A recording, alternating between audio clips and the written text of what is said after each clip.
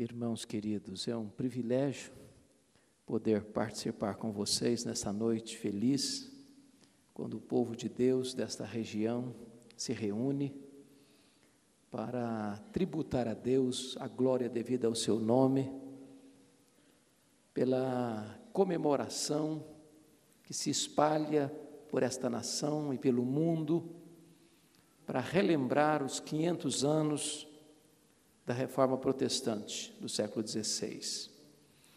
Hoje eu quero, diferentemente do que tenho feito em outras ocasiões, trazer à memória esclarecida de vocês um pequeno esboço,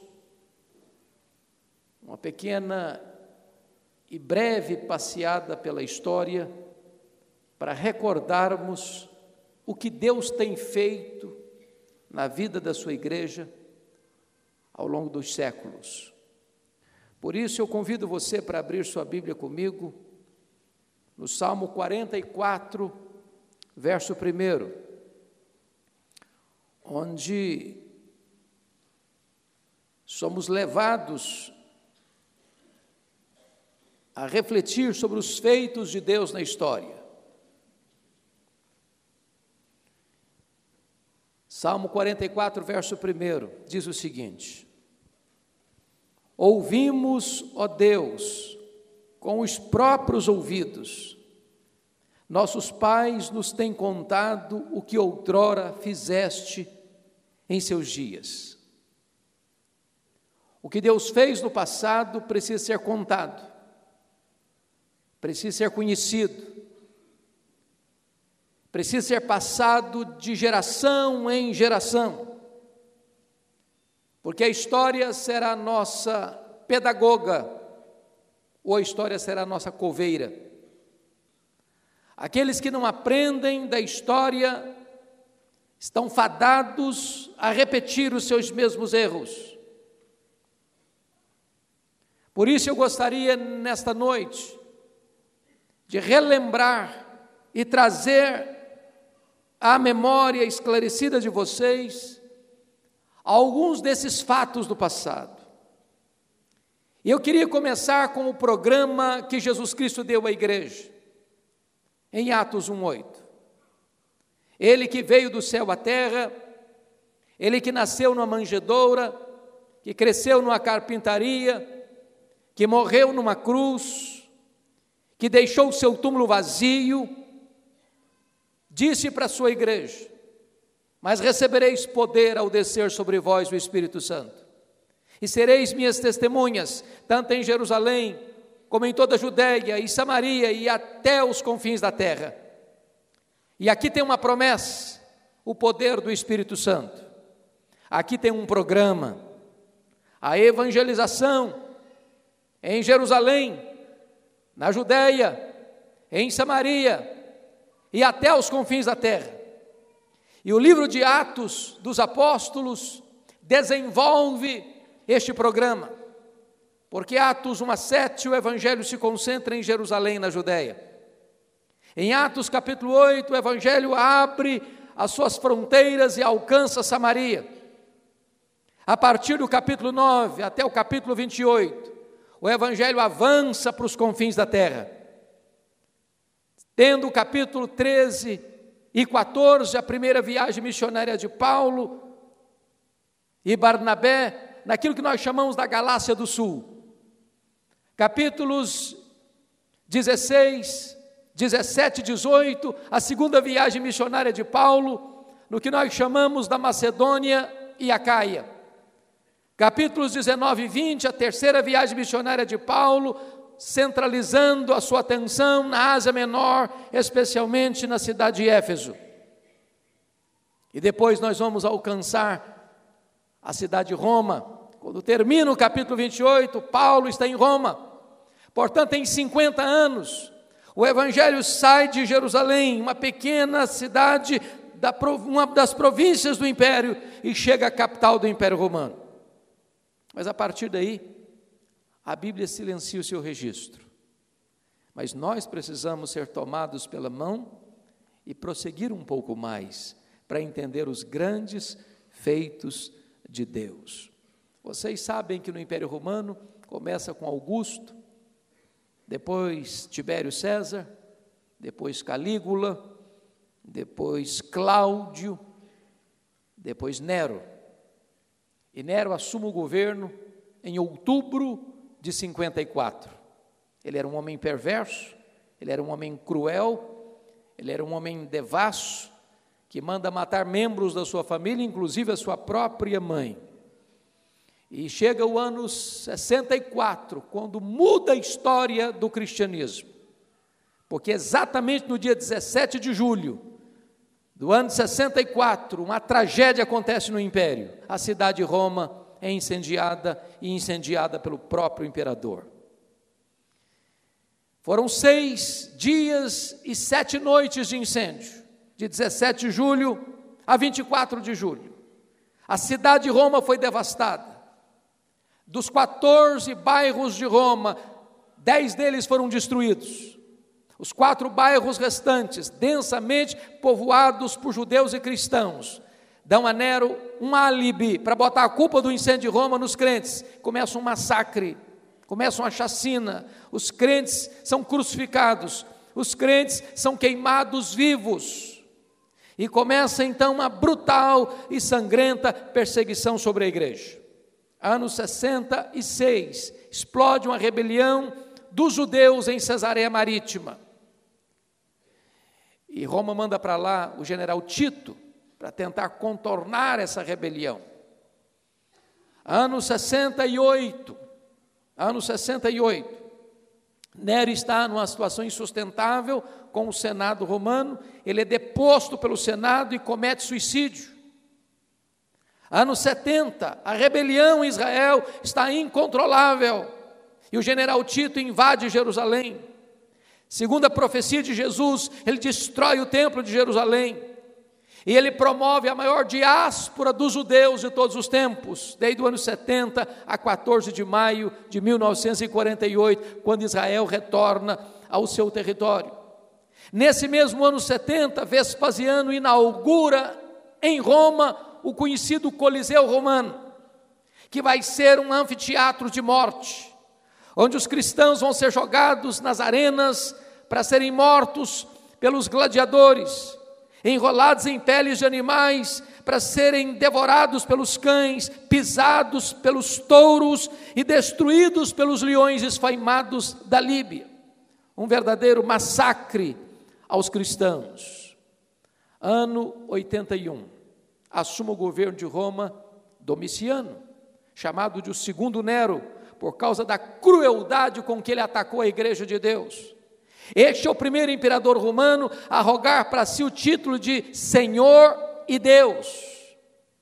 Este é o imperador que vai deportar o apóstolo João para a ilha do Mar Egeu, a ilha de Patmos, pensando ele estar jogando uma pá de cal no cristianismo.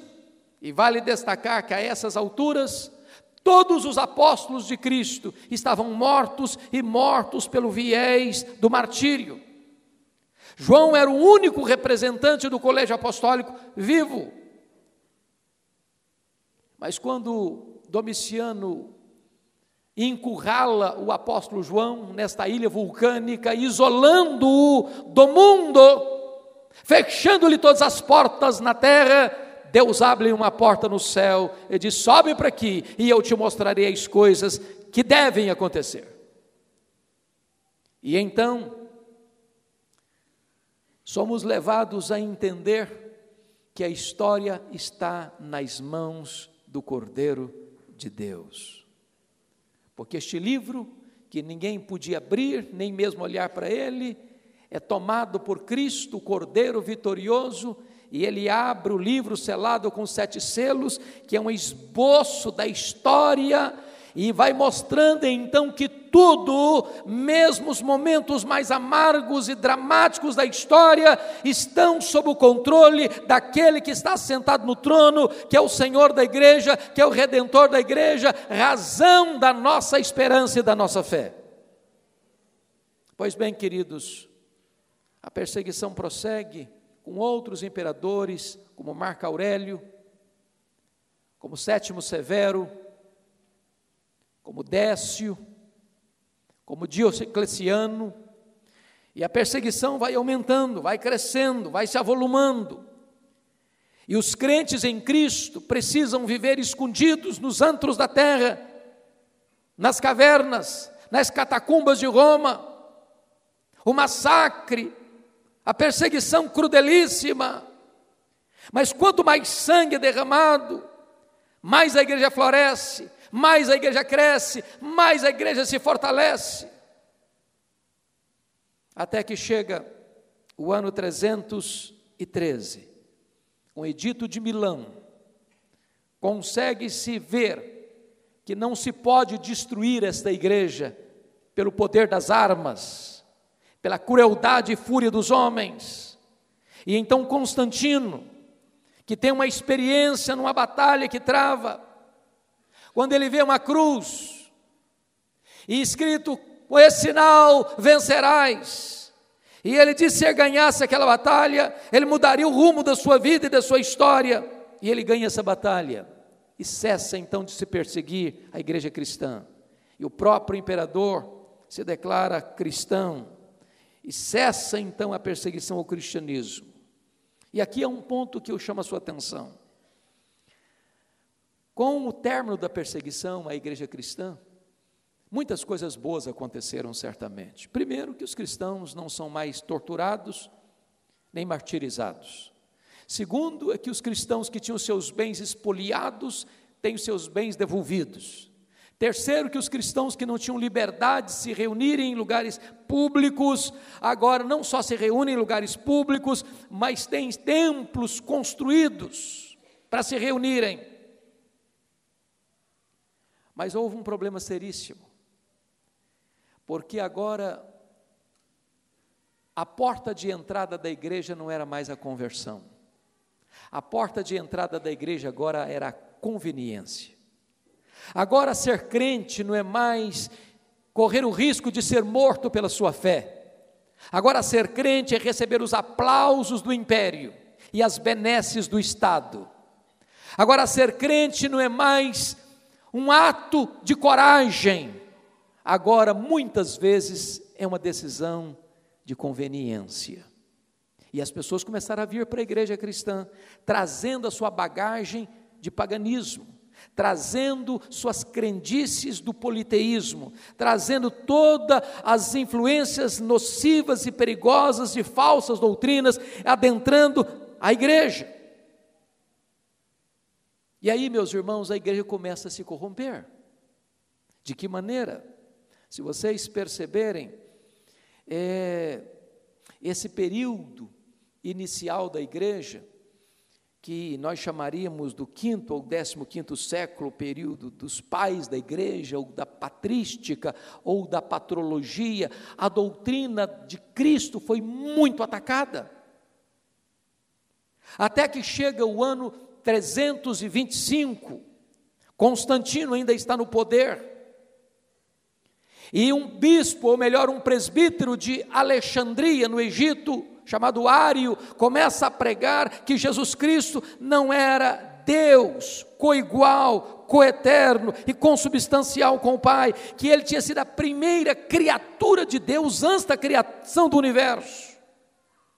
E é preciso convocar um concílio geral da igreja, que se reúne em Nicéia em 325, e Atanásio derruba e derrota as teses mentirosas e falsas desse presbítero de Alexandria, e então no concílio de Nicéia fica estabelecido que Jesus Cristo é Deus, da mesma substância de Deus, com os mesmos atributos de Deus, realizando as mesmas obras de Deus.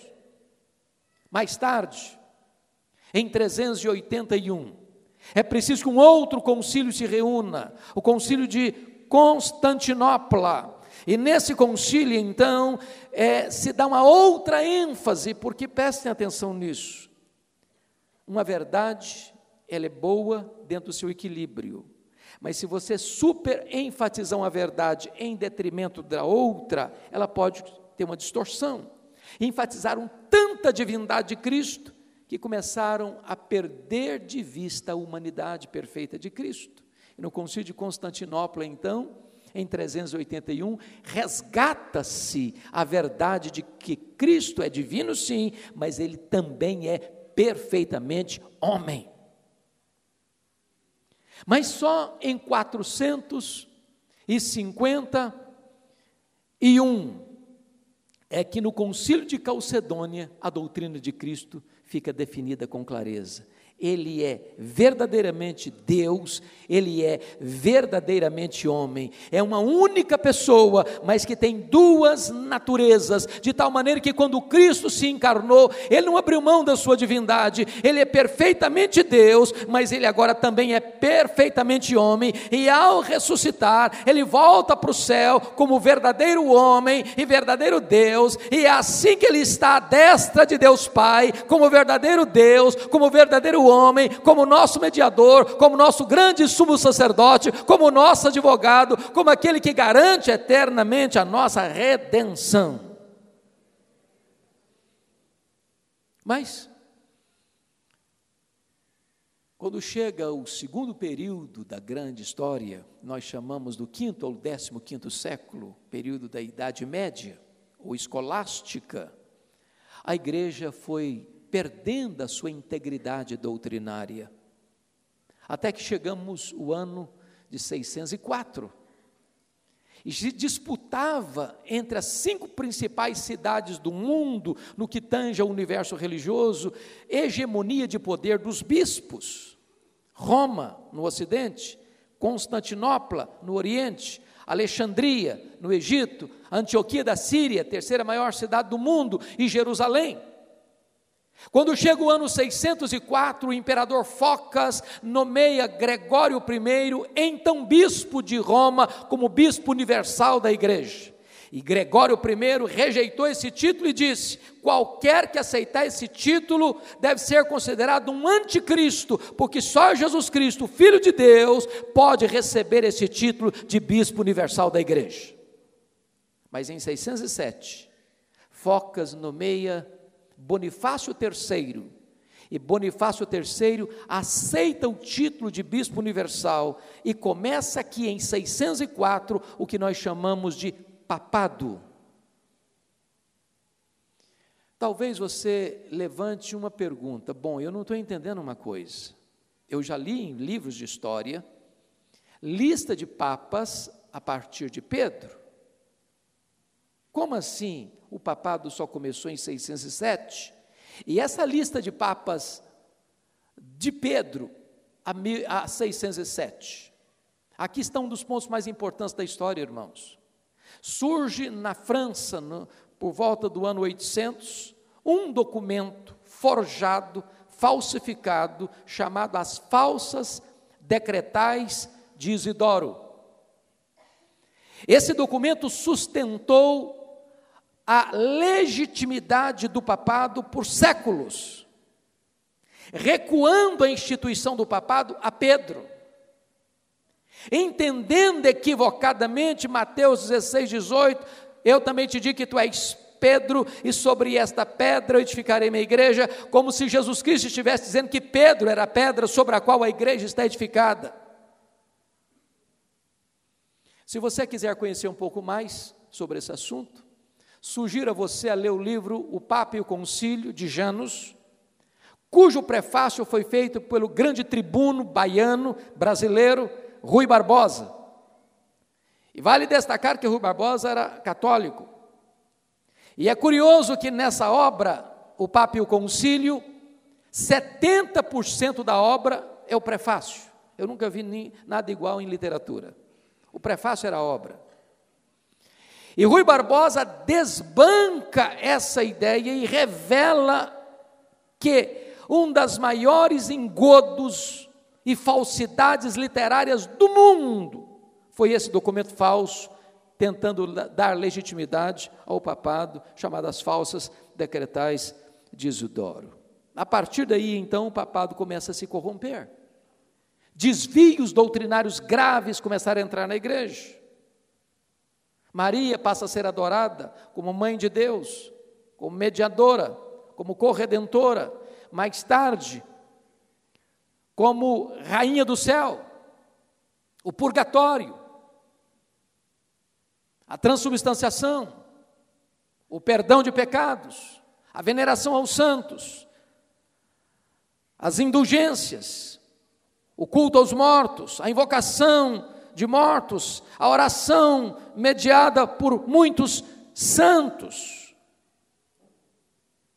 E desta maneira, a igreja foi se corrompendo e se afastando das Escrituras, se apartando da sã doutrina.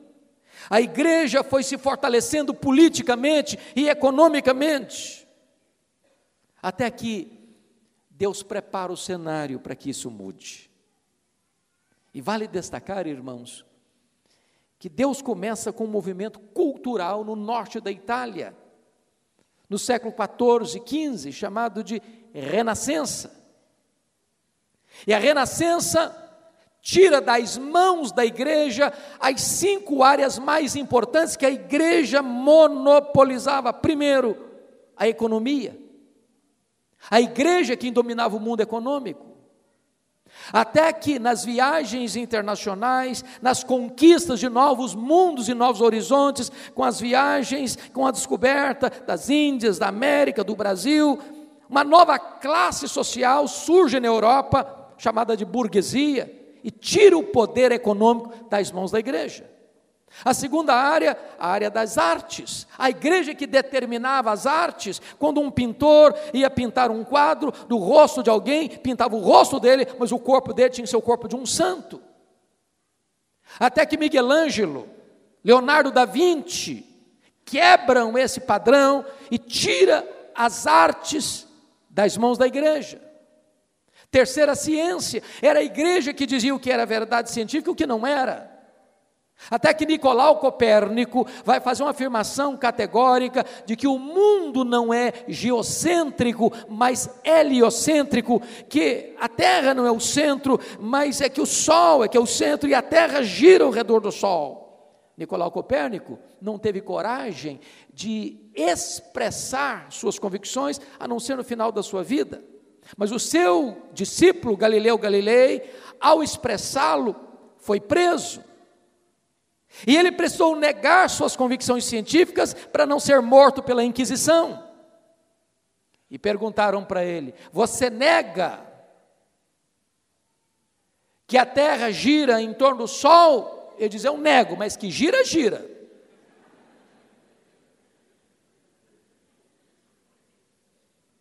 Por exemplo, a política estava nas mãos da igreja, era o Papa que depunha reis e levantava reis, até que Maquiavel escreveu O Príncipe, e então, com essa visão política, tira o poder político das mãos da igreja.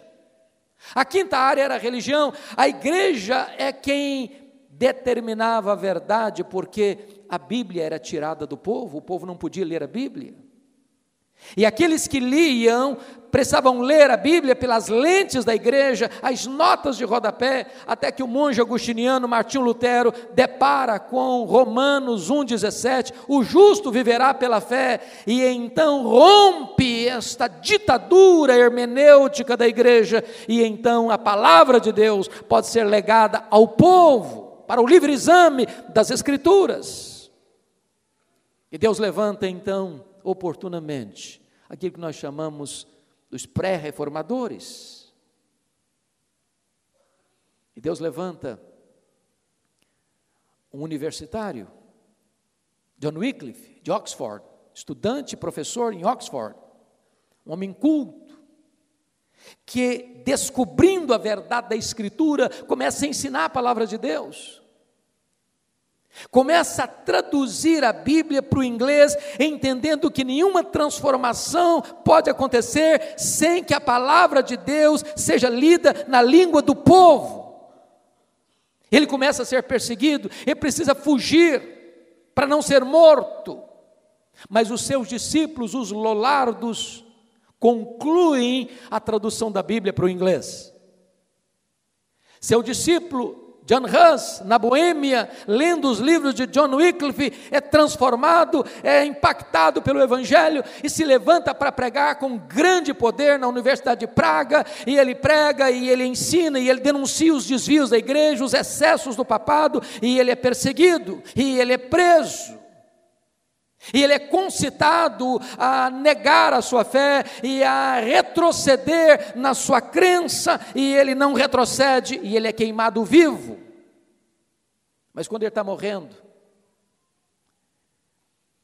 na fogueira, ele abre os lábios e profetiza algo que vai acontecer na história. Ele disse assim ao morrer: hoje vocês estão matando um ganso, Hus, mas Deus levantará uma águia, e a essa vocês não poderão matar. Talvez era ali uma profecia acerca de Martinho Lutero, que viria oportunamente. Deus levanta, não apenas John Wycliffe na Inglaterra, não apenas John Hus na Boêmia, mas Deus levanta em Florença, nas barbas do Papa, Jerônimo Savonarola, que começa a pregar com autoridade a palavra de Deus, que começa a denunciar os excessos e os desvios da igreja, começa a denunciar os desvios dos papas, e então ele também é concitado a parar de pregar, porque a cidade estava impactada pela mensagem do Evangelho, e ele não para, e ele também é martirizado pela sua fé. Como é que a reforma então brota? Quando o Papa Leão X envia para a Alemanha Johannes Tetzel, seu emissário, vendendo indulgências, vendendo perdão de pecados, porque ele estava na construção da basílica, precisava de dinheiro, a igreja estava passando uma fase crítica economicamente, e Johannes Tetzel chega na Alemanha vendendo perdão de pecados. Dependendo do dinheiro que você entregava, o Papa assinava uma bula, 5 anos de perdão. Se fosse um dinheiro maior, 10 anos de perdão. Se fosse um valor expressivo, o Papa dava uma bula de perdão plena e completa, a pessoa podia ficar tranquila que ela estava garantida por toda a eternidade. Quando Martinho Lutero, já conhecendo a palavra de Deus, que o justo viverá pela fé, vê isso acontecendo na Alemanha, ele entende que não pode mais ficar calado. E então, no dia 31 de outubro de 1517, ele vai fixar nas portas da igreja de Wittenberg as 95 teses contra as indulgências. E você pergunta, mas por que 31 de outubro? Porque foi estratégico. Porque a igreja de Wittenberg era onde se lia os grandes anúncios dos acontecimentos da cidade de Wittenberg. E 1º de novembro é o dia de Todos os Santos, onde havia uma grande afluência à igreja. Quando ele fixa as 95 teses, no dia 31 de outubro, é como se ele colocasse uma propaganda no Jornal Nacional, em horário nobre.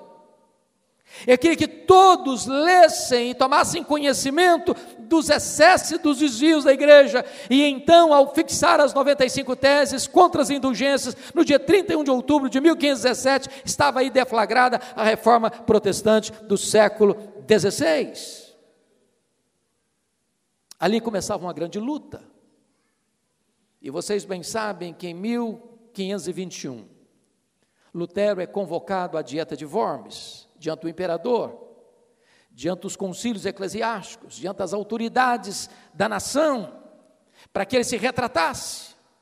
E ele sabia que a vida dele corria risco, ele sabia que havia uma orquestração para matá-lo, caso ele não negasse a sua fé.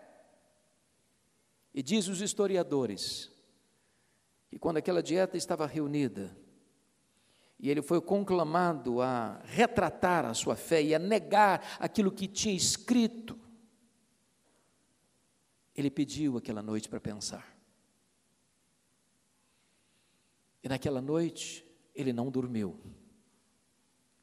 Naquela noite, ele teve uma sensação tão profunda de um ataque espiritual contra ele, de uma batalha espiritual, que chegou um momento em que ele pegou o tinteiro e lançou contra a parede, como se Satanás estivesse ali, mostrando para ele a sua carranca. Quando o dia amanheceu, a dieta se instalou novamente, ali estavam seus livros, ali estavam seus escritos, Perguntaram: Lutero, você retrata, você nega, você volta atrás, acerca do que você escreveu, você está disposto a negar tudo isso?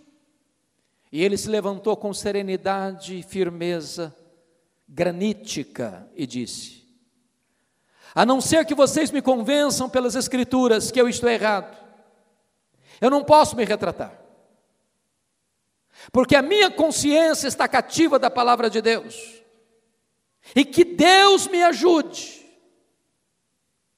E quando ele toma essa decisão e sai dessa assembleia, ele é raptado, mas por providência divina, não é raptado pelos seus inimigos, mas pelos seus aliados, e levado a um castelo, onde trabalha arduamente para a tradução da Bíblia para a língua alemã. Mas Deus levanta outros homens para erguerem a bandeira da reforma, como o francês João Calvino, que se declara protestante em 1533, tinha uma formação clássica porque estudou direito, estudou os clássicos, de uma mente peregrina, de uma personalidade prismática, que aos 26 anos de idade já havia escrito o livro mais importante da Reforma, As Institutas da Religião Cristã, que foi um desenvolvimento do credo apostólico em 4 livros: creio em Deus Pai, creio em Deus Filho, creio em Deus Espírito Santo, creio na igreja. E Calvino fugia da França por causa da terrível perseguição que se abateu sobre a França, passando por Genebra. Guilherme Farel disse para ele: você precisa me ajudar, Calvino. Diz: eu não posso ficar, eu estou indo adiante. Ele disse: se você não ficar em Genebra, eu vou orar a Deus imprecatoriamente para Deus amaldiçoar a sua vida. Ele disse: desse jeito não tem como, eu vou ficar. E ficou. Começou a pregar. A cidade estava corrompida, mas a cidade não estava preparada ainda.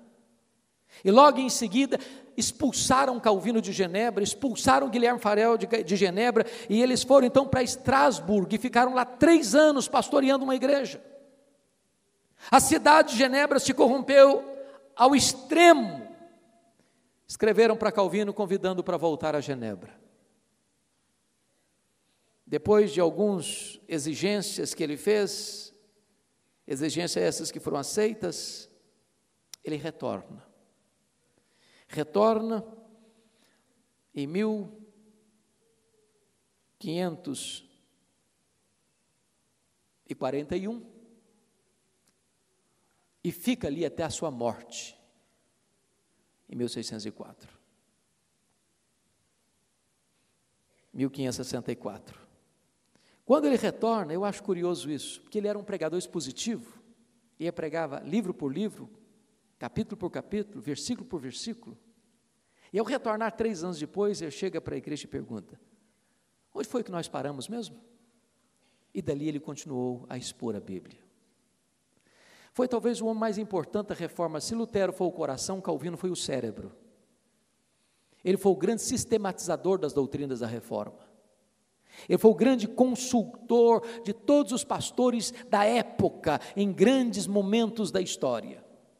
Foi o pai da academia e influenciou não só a igreja, não só a teologia, influenciou a economia, influenciou o pensamento da época, e ele foi aquele que formou missionários para o mundo, inclusive para o Brasil, enviando 14 missionários a pedido de Villegagnon, missionários esses que foram, alguns deles, torturados e mortos em terras brasileiras. Deus levantou Zwinglio em Zurique, Deus levantou John Knox na Escócia. É importante entender isso, e eu vou daqui a pouco mencionar esse fato. Com a perseguição de Maria Tudor na Inglaterra, John Knox foge da Escócia e vai ficar com Calvino em Genebra. Mas com a morte de Maria Tudor em 1558, em 1559, John Knox retorna à Escócia. E 1 ano só, irmãos, a história do seu país muda. e a Escócia se torna presbiteriana. Esse homem, chamado pai do presbiterianismo, era um homem de oração, um homem fervoroso, e a sua esposa o encontrava em lágrimas no seu quarto, orando a Deus e dizendo: Senhor, dá-me a Escócia para Jesus, senão eu morro. Pois bem, queridos, a reforma não chegou até nós, como alguém já orou aqui, sem lágrimas e sem sangue. Se nós não conhecermos isso, nós não vamos valorizar o legado que recebemos, se não vejamos. Vamos um pouquinho para a França, 1559, levanta-se na França a rainha Catarina de Médicis, que persegue de forma dura e implacável os protestantes da França, chamado de huguenotes. E todos vocês que já leram um livro de história, se lembram da fatídica noite de 24 de agosto de 1572, a noite de São Bartolomeu, que por ordem de Catarina de Médicis e orientação do Papa, 70.000 huguenotes foram mortos traiçoeiramente naquela noite, um banho de sangue. Filipe II, rei da Espanha, genro de Catarina de Médicis, aplaude a sua sogra por essa carnificina e orienta ela para proibir ser protestante na França, e então se lança um edito proibindo ser protestante na França e começam a perseguição contínua e progressiva naquele país. Os nossos irmãos nos legaram o Evangelho com sangue. Quando você vai para a Alemanha, começa, por orientação dos jesuítas, uma guerra na Alemanha, chamada Guerra dos 30 Anos, onde 13 milhões de pessoas foram mortas, em 1618 a 1648, uma carnificina, uma chacina, um banho de sangue. Muitos irmãos nossos tombaram no campo de batalha, para levantar a bandeira do Evangelho. Eu estava pregando, pastor Marcos, em Belo Horizonte, há alguns anos, e uma moça me procurou, disse: pastor, eu estou pensando em deixar a igreja presbiteriana. Eu falei: por que, filha? Eu quero uma igreja que me empolgue, eu quero uma igreja que tem história, eu quero uma igreja que me cause admiração. Eu perguntei para ela: filha, você conhece a história? Disse: não. Então senta aí que eu vou te contar. E eu conversei com aquela moça umas 2 horas, contando a história para ela. Quando eu terminei, essa moça estava chorando, e me disse uma frase que eu nunca mais esqueci. Ela me disse assim: pastor Hernandes, nós não podemos amar aquilo que nós não conhecemos.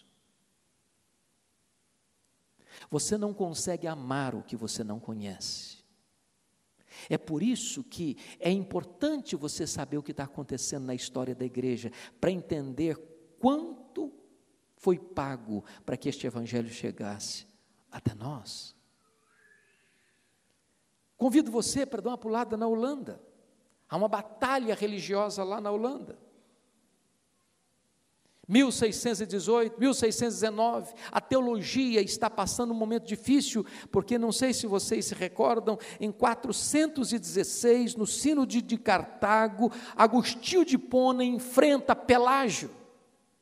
Pelágio pregava naquela época lá que o homem hoje é como Adão antes da queda, o pecado não atingiu, todo ser humano é livre como Adão era antes da queda, o homem é quem escolhe Deus e não Deus escolhe o homem tem plena liberdade e capacidade de fazer o bem por si mesmo, fora da graça de Deus, e Agostinho derrota as teses de Pelágio no Sínodo de Cartago em 416, pois o semi-pelagianismo está de volta na Holanda.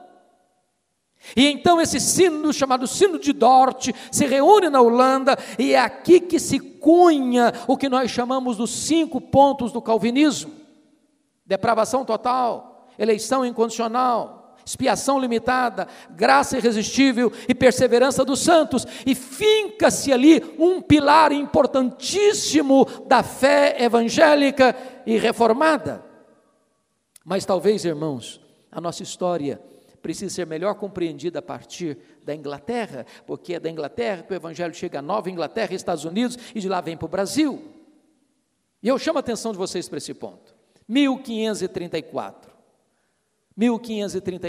Henrique VIII rompe com o catolicismo na Inglaterra. Não rompe por convicção doutrinária, rompe por conveniência pessoal. Ele queria se casar novamente, divorciar-se da sua mulher e casar de novo com Ana Bolena, e o Papa não lhe dava permissão. Mas ele queria se casar por um motivo específico. Ele queria um filho, homem, para ser seu herdeiro. O Papa não lhe deu essa permissão, ele rompeu com o Papa e cria uma nova igreja na Inglaterra, a igreja anglicana, passando ele a ser chefe de Estado e chefe da igreja. Pois bem, Ana Bolena não lhe deu esse filho, ele casou 6 vezes. 6 vezes.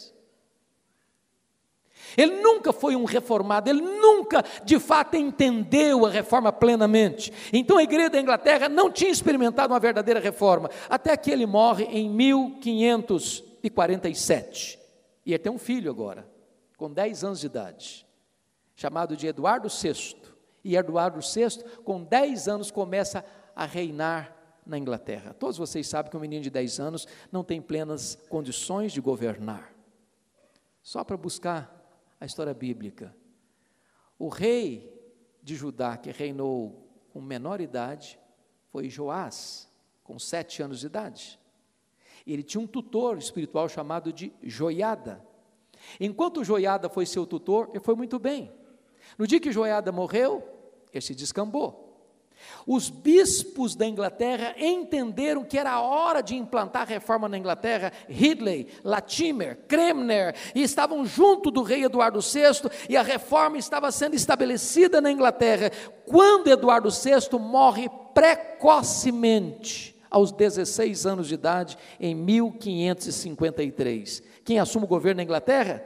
Maria Tudor, sua irmã, chamada de Maria Sanguinária. E ela começa a perseguir os cristãos da Inglaterra e leva para estaque e queima em praça pública os 3 líderes do protestantismo da Inglaterra, Ridley, Latimer e Cranmer. Quando Ridley está ardendo em chamas, ele diz para o seu colega que está queimando do lado dele: coragem, Latimer, coragem! Hoje nós estamos acendendo uma fogueira na Inglaterra que nunca mais poderá ser apagada. Não é a fogueira que nos queima, é o fogo do poder do Evangelho que vai se alastrar por esta nação. Quis a providência de Deus que Maria Tudor morresse cedo, 5 anos depois, em 1558. E assume o governo da Inglaterra a sua irmã, Elizabeth, que tem um longo governo de 1558 a 1603, e o primeiro decreto de Elizabeth foi decretar a volta dos crentes que tiveram que fugir da Inglaterra para poupar sua vida, e ao fugirem na perseguição de Maria Tudor, inclusive John Knox foi um deles, fugiram para onde? Para Genebra, para a Holanda, para a Alemanha, onde a reforma já estava estabelecida. Quando esses irmãos voltaram para a Inglaterra, eles voltaram fazendo 4 exigências para a igreja. Nós queremos uma igreja com teologia pura, com liturgia pura, com governo puro, com vida pura. E eles então foram batizados na Inglaterra de puritanos, desencadeando uma das mais importantes reformas e reavivamento na história da igreja. Pois bem, queridos, com a morte de Elizabeth, em 1603, assume o governo Tiago I, chamado na Escócia de Tiago VI, e ele governa até 1625, tentando voltar a igreja para o anglicanismo, não conseguiu. Com a morte de Tiago I, começa a reinar o seu filho, Carlos I, em 1625, e o primeiro ato de Carlos I foi convocar o parlamento para guerrear e atacar a Escócia, que era presbiteriana, para que fosse anglicana. A Escócia rejeita a proposta e não aceita a imposição de Carlos I. Carlos I convoca o parlamento para lhe votar dinheiro e verba para guerrear contra a Escócia. A maioria do parlamento era de puritanos. Nota de rodapé aqui, os nomes são diferentes, mas o princípio é o mesmo. Presbiteriano na Escócia, Reformado na Holanda, Huguenotes na França e Puritanos na Inglaterra. O que acontece? O que acontece? O parlamento maioria puritana, não apoia o Carlos I e começa uma guerra civil na Inglaterra. O parlamento de um lado, liderado por Oliver Cromwell e o rei Carlos I. Carlos I perde essa batalha. Oliver Cromwell triunfa nessa guerra, e no meio dessa guerra civil, 1643, o parlamento inglês convoca o que nós chamamos de Assembleia de Westminster, que se reúne de 1643 a 1649 para produzir o que nós chamamos hoje dos nossos símbolos de fé, a Confissão de Westminster, o Breve Catecismo e o Catecismo Maior. Mais tarde, com a morte de Oliver Cromwell, a igreja volta para o anglicanismo. E aí, meus irmãos, a igreja começa a entrar em rota de colisão novamente. E eu quero chamar a sua atenção para o que Deus fez a partir daí. Porque na Alemanha, depois da guerra, houve muita sequidão espiritual, porque a igreja corre um risco de, ao defender a sua fé, perder a sua piedade, tornar-se seca. E começa então um movimento na Alemanha, esse movimento chamado de pietismo. E o pietismo fugiu da ortodoxia sem piedade para um outro extremo, a piedade sem ortodoxia. Isso desembocou num movimento chamado os Quakers. E os Quakers começaram a pregar o seguinte, que o que importa não é a verdade objetiva da Escritura, o que importa é a subjetividade da luz interior, e cria-se aí o caminho aberto para o misticismo da igreja nos dias de hoje. As pessoas não querem pensar, as pessoas querem sentir. As pessoas não querem luz na cabeça, as pessoas querem uma experiência emocional, querem um calafrio na espinha, e isso gerou um misticismo dentro da igreja. Mas bendito seja Deus, no dia 23 de setembro de 1723, às 11 horas da manhã, começa na Alemanha um dos mais importantes movimentos da história da igreja, chamado movimento moraviano, com Ludwig van Zinzendorf. Um movimento que começa uma reunião de oração de 100 anos, ininterruptamente, que vai despertar a igreja para a obra missionária, para a oração, para o reavivamento, para a volta às Escrituras, para a volta à santidade, para a volta à piedade. Isso vai influenciar um grupo de estudantes de Oxford, John Wesley, George Whitefield. E quando a igreja da Inglaterra estava atingida por um movimento que é importante entender aqui, vocês se lembram que surge na França, no século XVII, com René Descartes, um movimento chamado de racionalismo. Racionalismo se resume assim: cogito ergo sum, penso, logo existo.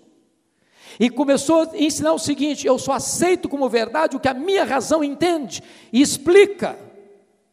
Jogar esse conceito para dentro da teologia. E eu pergunto a você: você explica milagres? Você explica que Deus do nada criou o universo? Você explica que Jesus Cristo transformou a água em vinho? Você explica como Jesus Cristo cura um cego de nascença? Você explica como um morto ressuscita? Você explica milagres? Não! Então veio o iluminismo. E desta maneira, meus irmãos, a Bíblia começou a ser negada, os milagres da Bíblia começaram a ser retirados, não se cria mais na palavra de Deus, não se acreditava mais nas manifestações soberanas e extraordinárias de Deus na história, e começou uma onda de incredulidade na igreja. Quando chega o ano de 1739, a igreja da Inglaterra, por exemplo, estava falida. As igrejas estavam vazias, pregadores que não acreditavam mais na Bíblia, pregavam sermões mortos para auditórios vazios e sonolentos, e desciam do púlpito para se embriagar nas mesas de jogo. Todos apostavam no fracasso irremediável da igreja naqueles dias. Mas bendito seja Deus, Ele nunca deixou de ter uma lâmpada acesa na história. Quando todos apostavam no fracasso da igreja, Deus levantou, por influência dos moravianos, um grupo de estudantes de Oxford para orar por avivamento. John Wesley, George Whitefield, Carlos Wesley. E foi numa reunião de oração, de 31 de dezembro de 1739, às 3 horas da madrugada, que naquela reunião de oração, os céus se fenderam, o Espírito Santo desceu sobre aqueles jovens, e eles, cheios do Espírito Santo, se levantaram para pregar, e eles começaram a pregar. As igrejas se encheram de gente faminta de Deus, nas praças as pessoas disputavam espaço para ouvir a palavra de Deus, e este avivamento varreu toda a Inglaterra, e diz os historiadores que foi este avivamento inglês que salvou a Inglaterra do banho de sangue da Revolução Francesa. Se você perceber, chega o século XIX, a igreja está novamente passando uma fase crítica. Sabem por quê? Porque o racionalismo, o iluminismo entrou na teologia e começou a destruir os seminários. Irmãos, deixa eu dizer uma coisa importante aqui para vocês. O perigo que ameaça uma igreja não começa com os crentes, nem começa nos púlpitos, começa nas cátedras. Nas cátedras. Não tem nada mais nocivo para uma igreja do que um professor num seminário que não crê que a Bíblia é a palavra de Deus. Os seminários que formaram teólogos, pastores, missionários para o mundo, foram tomados de assaltos pelos liberais da época. Não acreditavam mais na Bíblia. Chega o século XIX, a igreja está varrida pelo liberalismo. Deus levanta em Londres Charles Haddon Spurgeon para combater isso. Tentaram de todas as formas restaurar a igreja. A igreja nos Estados Unidos está em decadência. E o que eu acho magnífico é que o avivamento nos Estados Unidos no século XIX não começa com um teólogo, não começa com um pastor, não começa num seminário, não começa nem dentro da igreja, começa com um comerciante que em Nova York reúne algumas pessoas para orar no hotel ao meio-dia, Jeremias Lampier. E ele escreveu um testemunhozinho, distribuiu na vizinhança e chamou as pessoas: você quer orar? Vem orar comigo. Meio-dia no hotel. Primeira semana ninguém, segunda semana 6 pessoas. Daqui a pouco, em 6 meses, tinham 10.000 homens orando por avivamento em Nova York. Esse avivamento incendiou a nação, e Moody chega a informar-nos que parecia que a nação toda era uma seara em fogo. Deus levantou a igreja. E vale destacar que isso é 1557 a 1857 a 1859, e foi no fragor desse avivamento que um jovem estudante de Princeton, nos Estados Unidos, Ashbel Green Simonton, escutando um sermão de Charles Hodge, seu professor, falando sobre missões, o coração ardeu e disse: eu vou para o Brasil. E no dia 12 de agosto de 1859, chegava no Rio de Janeiro, esse jovem com 26 anos de idade, com fogo no coração, com a paixão por avivamento, clamando aos céus por um batismo de fogo na sua vida, para dar início a esta igreja. Pela graça de Deus, você e eu fazemos parte. A igreja presbiteriana do Brasil nasceu sob o signo do avivamento espiritual. Naquele mesmo século, lá no século XIX, lá na Escócia, a igreja estava em crise, e Deus levantou um pastor presbiteriano com 29 anos de idade, ele morre com 20 anos de idade, Robert McKean, para buscar o avivamento. O que eu acho maravilhoso é que ele mesmo não experimentou o avivamento. Foi quem o substituiu, uma pessoa sem a expressão dele, Chalmers, quem experimentou o avivamento. Mas esse homem era um homem tão santo de Deus, que quando ele morreu, dizem os seus biógrafos, que quando ele se levantava para pregar, antes de ler a Bíblia, só em olhar para ele as pessoas começavam a chorar. tamanha intimidade dele com Deus. Aí um dia um turista vai à Escócia e pergunta para o zelador da igreja: eu queria muito conhecer o púlpito onde o Roberto McKinney pregava, o escritório onde ele estudava. Eu queria conhecer o segredo dele. Qual o segredo desse homem? O zelador pegou o turista pelo braço, levou ao gabinete pastoral e disse: você quer conhecer o segredo de Roberto McKinney? Então, põe o seu rosto no chão aqui e comece a chorar. Comece a chorar. Aí levou o púlpito, disse: você quer conhecer o segredo dele? Chore, chore, chore. E você vai começar a entender o poder deste homem. Meus irmãos, até que chegamos no século XX, e Deus levanta um avivamento no país de Gales, com um adolescente, e eu estou muito feliz de ver alguns adolescentes aqui. Eu quero dizer para vocês que o avivamento muitas vezes não começou pelas vias oficiais, pelos concílios, começou na paralela. E esse avivamento começa com um adolescente chamado Evan Roberts. E tudo começa quando ele entra no gabinete do seu pastor, que já era um homem idoso, cabelos brancos, e viu o seu pastor com o rosto no chão, chorando e dizendo: meu Deus, dobra minha vida, oh meu Deus, dobra minha vida. E o menino saiu dali impactado, e ele pensou assim: se o meu pastor tem que ser dobrado, eu tenho que ser moído.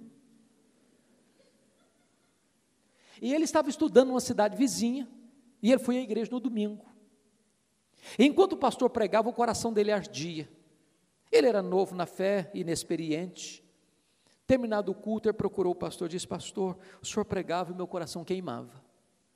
E queimava no sentido de voltar para a minha cidade, a cidade de Lagor, e começar uma reunião de oração amanhã, segunda-feira, com os jovens da minha igreja. Só que eu não tenho discernimento, pastor, não sei se isso é voz de Deus, se isso é voz do diabo, eu não sei. O pastor olhou para ele e disse: meu filho, se é para orar, pode voltar. O diabo não manda ninguém orar, não. Se é orar, Deus está falando com você, pode voltar. E ele volta na segunda-feira, reúne os jovens da igreja, e naquela noite eles perderam o senso de horário. Foram de 7 da noite a 10:30 da noite na reunião de oração. Na terça-feira, a igreja estava em peso na reunião de oração. Na quarta-feira, uma multidão na reunião de oração. Para encerrar a conversa, no sábado, o comércio da cidade fechou, porque ninguém queria saber de outra coisa a não ser buscar a face de Deus. Em 6 meses, tinham mais de 100.000 pessoas convertidas, e este avivamento varreu todo o país de Gales, entrou nas universidades americanas, foi para Xangai, na China, com Jonathan Goforth, e daí foi para a Coreia. Deus pode levantar um adolescente e revolucionar o mundo pelo poder do Espírito Santo. O Evangelho chega então e experimenta um poderoso avivamento na Coreia em 1907. E vocês bem sabem, irmãos, que a igreja presbiteriana chegou na Coreia 28 anos depois que chegou no Brasil. Se nós somarmos todos os presbiterianos do Brasil, talvez nós ainda não cheguemos a 2 milhões de membros. Pois a igreja presbiteriana da Coreia, mesmo tendo chegado lá 28 anos depois, tem mais de 10 milhões de membros. Hoje nós somos 0,3% da população brasileira, a igreja presbiteriana da Coreia são 23% da população brasileira, da população coreana. Os presbiterianos representam 75% de todos os evangélicos da Coreia do Sul.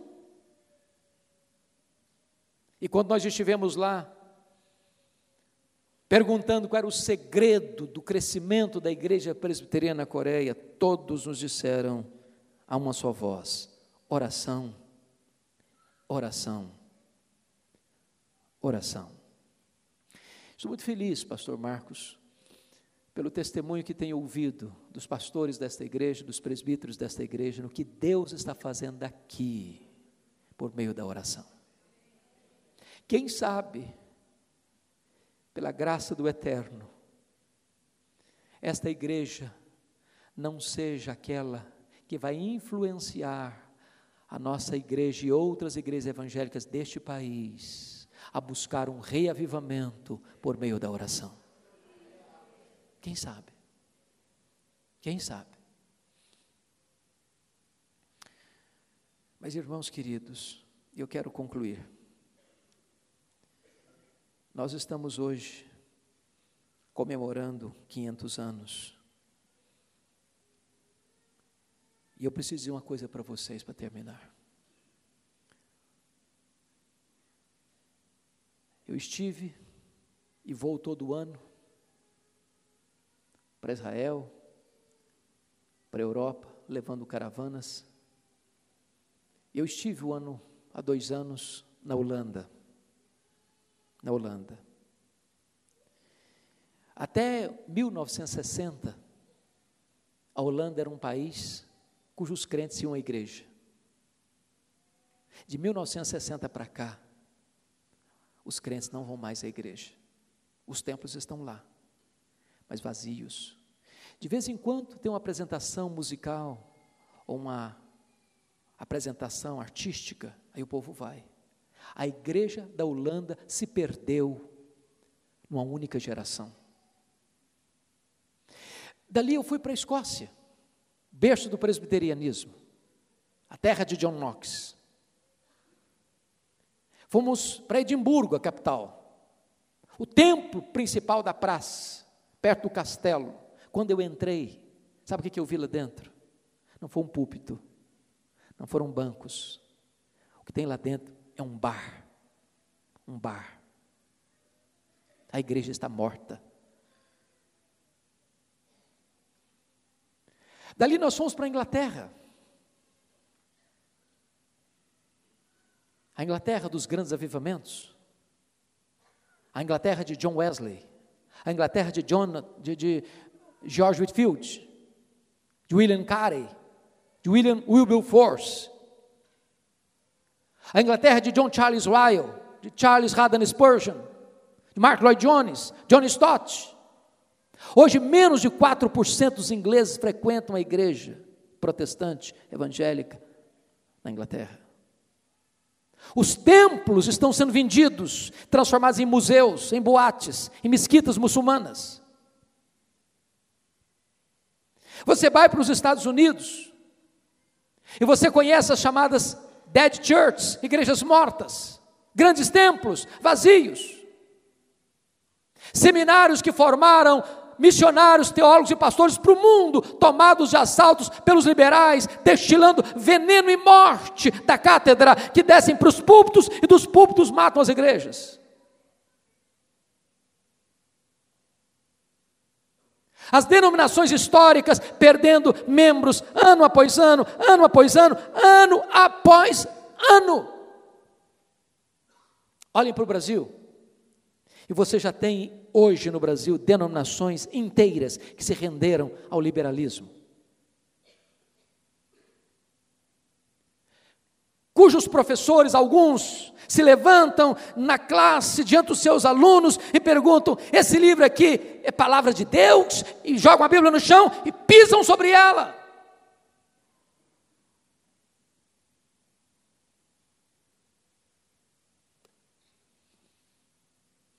Olha para o Brasil, e você vai ver igrejas, mega igrejas, multidões, mas não tem Bíblia, mas não tem Evangelho, mas não se prega sobre arrependimento, mas não se prega sobre justificação pela fé, mas não se prega sobre vida eterna, mas não se prega sobre a centralidade de Cristo, onde se prega apenas prosperidade e milagres forjados pelo homem para enganar os incautos.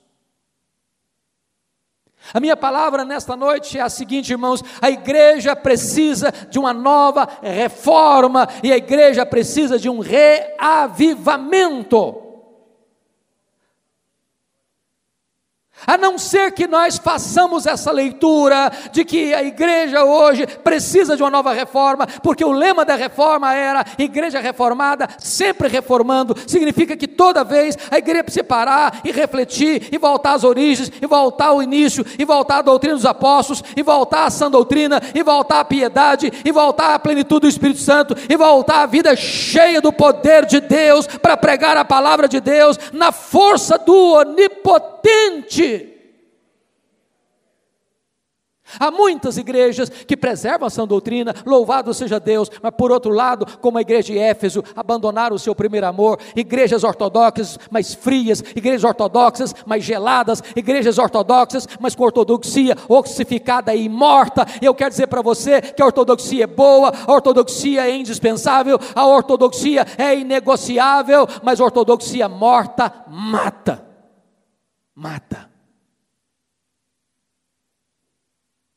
Nós precisamos de um reavivamento. Se nós queremos honrar o nome de presbiteriano, nós precisamos buscar a Deus um avivamento. Nós precisamos ter a fibra de John Knox, o pai do presbiterianismo, que chorava e dizia: dá-me a Escócia para Jesus, senão eu morro. Que Deus nos ajude. Nesse tempo em que o mundo experimenta uma frieza, um desânimo, uma apostasia, um afastamento do Evangelho, que nós busquemos voltar às origens, à doutrina dos apóstolos, que nós busquemos o poder do Espírito Santo, para experimentarmos um poderoso avivamento espiritual. Que esta igreja, que esses sínodos, que este Estado, quem sabe pela graça de Deus, possa nos liderar nesta busca, até que os céus se fendam, e Deus derrame sobre nós torrentes caudalosas do Espírito Santo, para que este vento do avivamento varra toda a nação, se espalhe por toda a nação, e nós possamos celebrar os 500 anos da reforma, voltando às Escrituras e ao Deus das Escrituras.